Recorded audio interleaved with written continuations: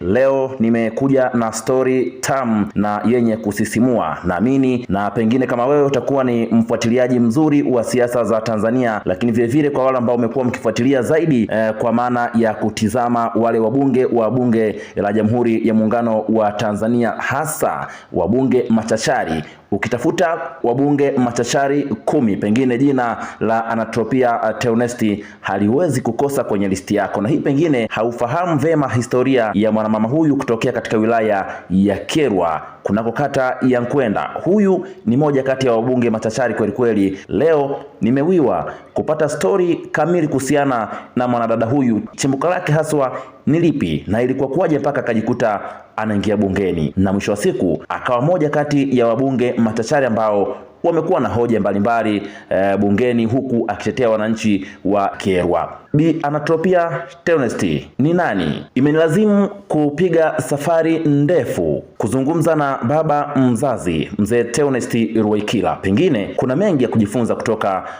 kwa mzee huyu, lakini vile vile ana mengi ya kutusimulia kuhusiana na safari ya binti yake dada yetu Anatropia Theonesti. Twende moja kwa moja tukamsikilize mzee kila ambacho anatueleza kuhusiana na safari ya binti yake kuanzia akiwa mdogo mpaka kuibuka kuwa mwanasiasa machachari. Mimi ni Yese Grace Mwakagenzi kutoka H Media na 101.8 Fadeco Community Radio. Tafadhali endelea kutufuatilia.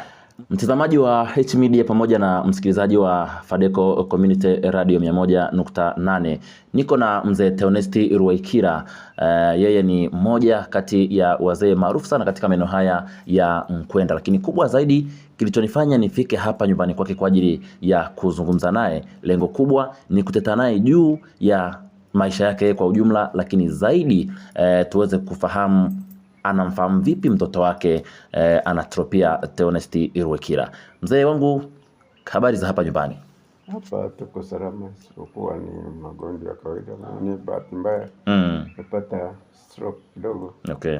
Lakini naendelea tu. Pole sana. Mungu amenisaidia, nimekwenda Bukoba government wakampa dawa na mpaka sasa natumia vidonge. Okay. Halafu baada ya hapo yangu yanaendelea tu. Ndio. Afadhali angalau kidogo napata nafuu. Nipo. Mzee wangu, ningetamani tufahamu kutoka kwako binti yako Anatropia, kwako wewe ulidhani atakuja kuwa mwanasiasa, au wakati umempeleka shule na alivyomaliza chuo ulikuwa unatamani awe nani? Maisha yangu na kwa mtoto huyu ndio tulikuwa tunamchukua Kaisho Sekondari, lakini baadaye tukamtafutia shule Kashozi. Ndio Kashozi ambapo ilikuwa ni shule ya nani ya watawa masista. Masista. Okay. Pale, lakini baada ya hapo alipofaulu basi ikaonekana kuna ngeli nyingine. Baada ya form 4 ndio akaendelea. Ndio. Dar es Salaam aliendelea mpaka chuo kikuu. Alimaliza vizuri kwa kweli. Okay. Wewe kama mzazi, obi yako ya kwanza kwake ulikuwa unatamani asomee fani gani? Nilikuwa nataka awe mtawa, yani sister wa shirika la mtakatifu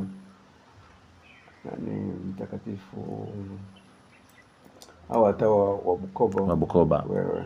Okay. Teresa mtoto Yesu. Okay. Wanaitwa watawa Teresa mtoto Yesu. Bukoba kule, lakini ndio yalikuwa matamanio yako makubwa. Lakini baadaye akafaulu vizuri. Basi akaendelea shule. Alisoma huko Dar es Salaam mpaka kumaliza elimu yake ya juu. Ndio. Pengine kwa mtazamaji ambaye anakutizama kwa hivi sasa na msikilizaji ambaye anakusikiliza, wangependa kufahamu akiwa nyumbani ni mtoto wa aina gani huyo? Katika maisha yake na sisi ndio amekuwa ni msingi. Maana yake ni hii: zamani tulikuwa na nyumba hapo mbele hapa napoona.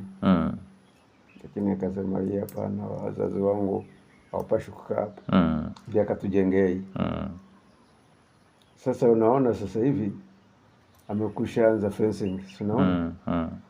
Anajenga ukuta ndio kusudi tuwe ndani kwa usalama. Kwa hiyo maisha yake na sisi tumekuwa karibu na ametusaidia mambo mengi, siwezi kusema nini na nini. Ni kweli.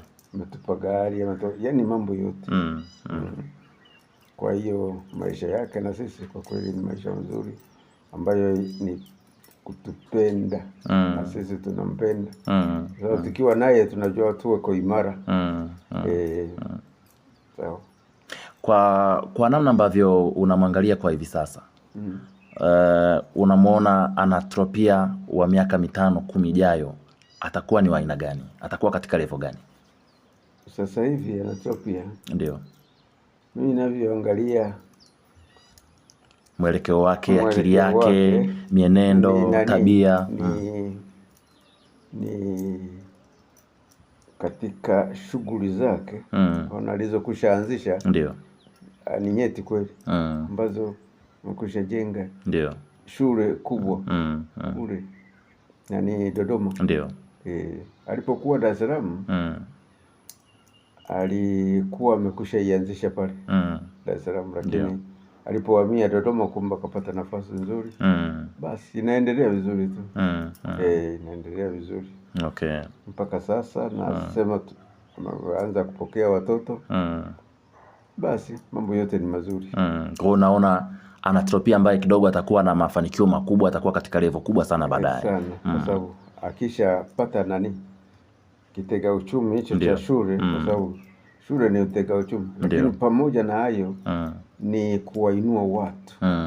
Kuwainua watoto wa watu. Ndio. Kwa sababu yeye ana magari, uwaga anakwenda watafuta watoto. Huko anazunguka mjini anaoleka. Ndio. Hata kuna vijana wa hapa ambao wako kule.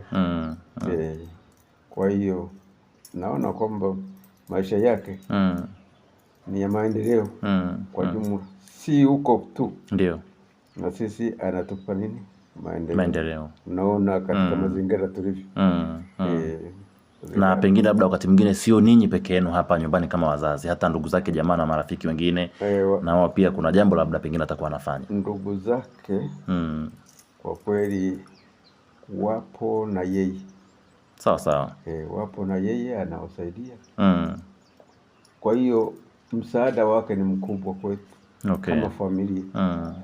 Kwa hiyo kama familia ametubeba. Sawa. Ametubeba.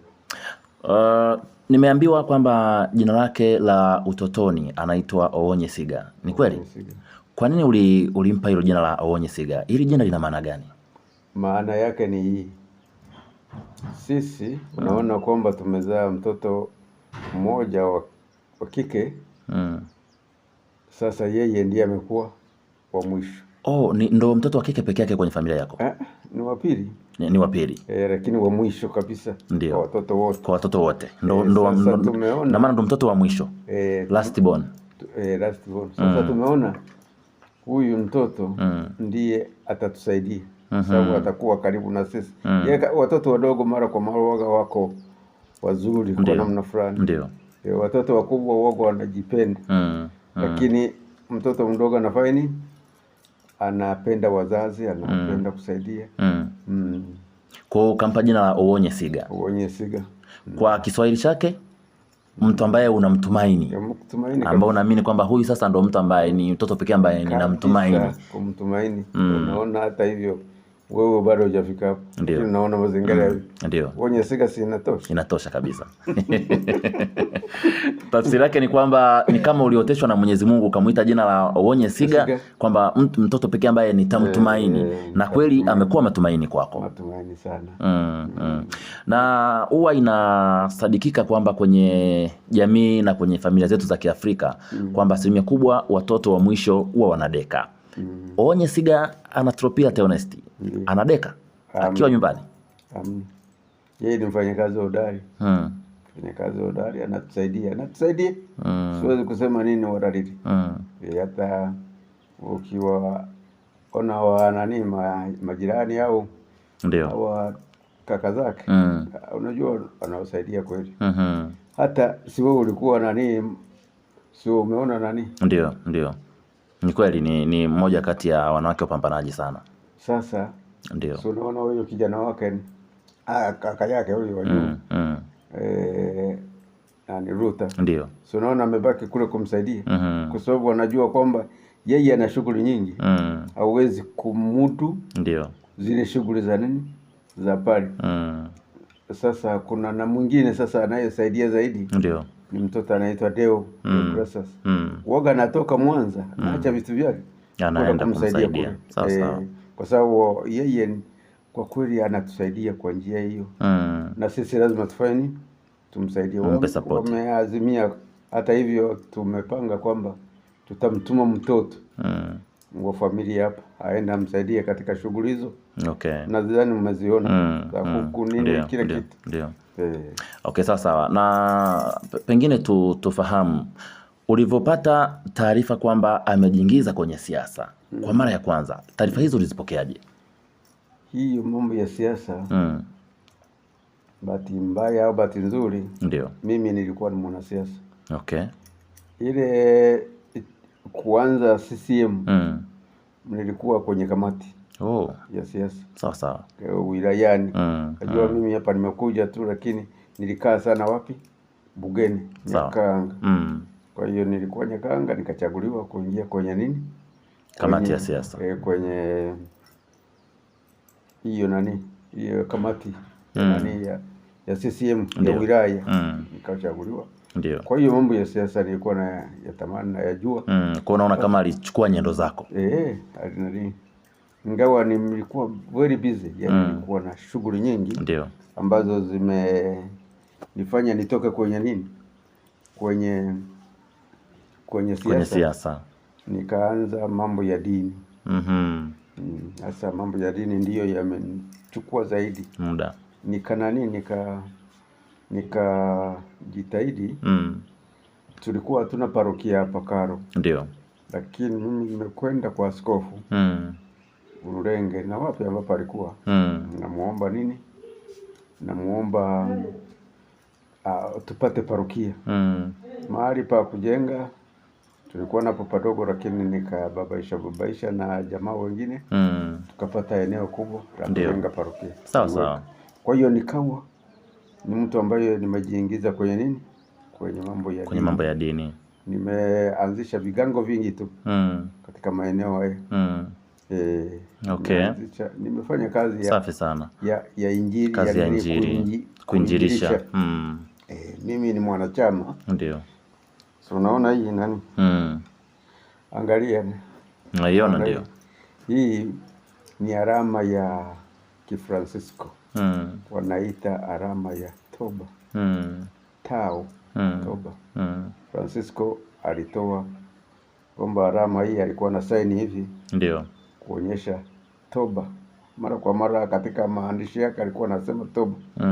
Sasa nikaingia kwenye mambo ya toba. Kwa hiyo siwezi kuingia kwenye mambo ya toba. Nikaingia kwenye siasa. Ukaamua kuchukua kimoja. Sawa. Na ulivyopata taarifa, kwa sababu kama ulivyotuambia, bahati nzuri ni kwamba wewe ni mwanachama wa Chama cha Mapinduzi na ulikuwa kwenye kamati ya siasa ya wilaya kabla hujaamua kuingia zaidi kwenye dini. Ulivyopata taarifa kwamba mtoto wako wa pekee, mtoto wako ambaye unamtumainia, Oonye Siga Anatropia, ameingia kwenye siasa, na mbaya zaidi akaingia kwenye Chama cha Demokrasia na Maendeleo, chama cha upinzani, hizi taarifa ulizipokeaje? Katika hali ya zamani kidogo tulikuwa nayo. Ndio. Kuingia kwenye chama haikuwa kwamba ni dhambi. Hapana. Unaingia kusudi kama kuna ushindani.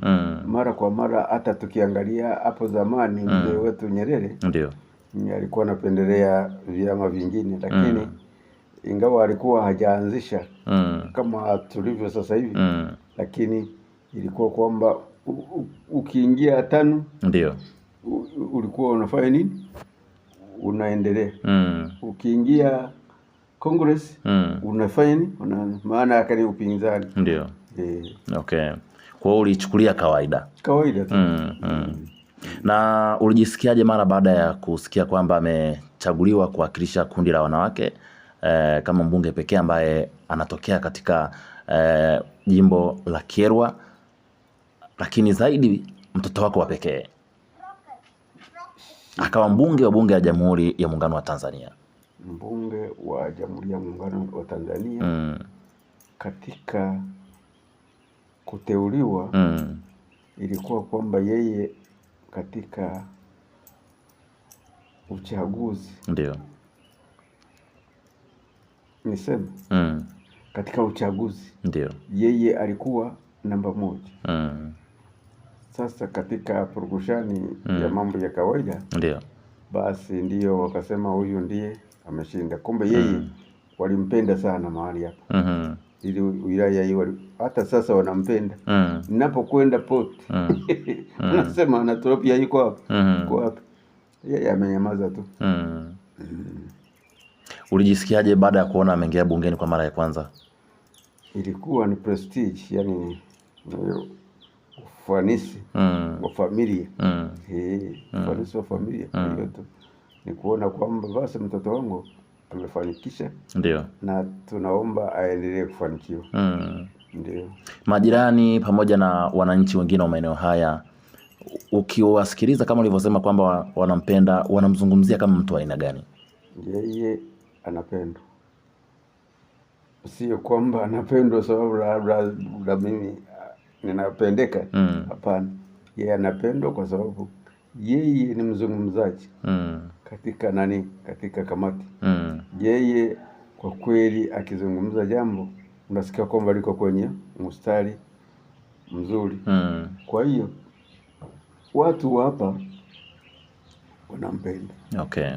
Wanampenda, sio kwamba ya hivi tu. Wanampenda kwa sababu na yeye anasaidia mambo fulani. Kwa mfano, ndio, msimu uliopita alisaidia shule na hospitali sana. Ameleta mashuka mambo mengi tu amewapa mashule, amewaletea vitu vingi sana. Kwa hiyo wanampenda kwa namna ya pekee, na yeye anaridhika, lazima asaidie jamii, watu. Unamuona kama mtu ambaye anapenda sana kusaidia. Anapenda sana. Okay. Unaona hata mazingira yako unayokaa hapo unayoona. Kwa nini asisaidie? Angalinyamaza tu akatengeneza vya kwake hapo. Sawa. Lakini hawezi kunyamaza, anatengenezea hata na sisi.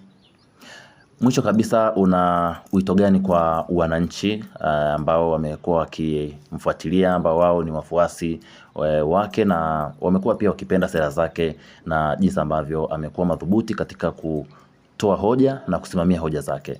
Una wito gani kwao?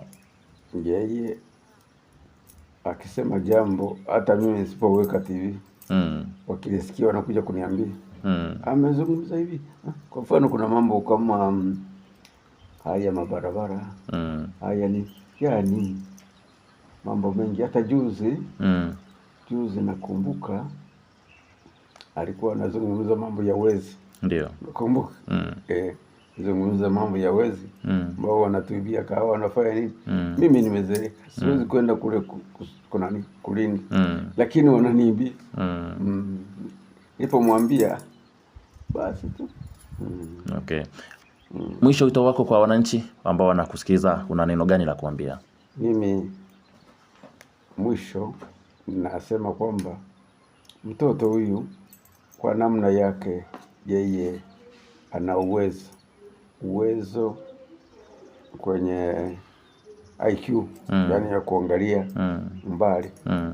Sasa ni vizuri watu kama wakimuunga mkono, wakasema kwamba aendelee, yeye atasaidia zaidi kusudi mambo yawe sawa katika wilaya yetu ya Kyerwa. Asante.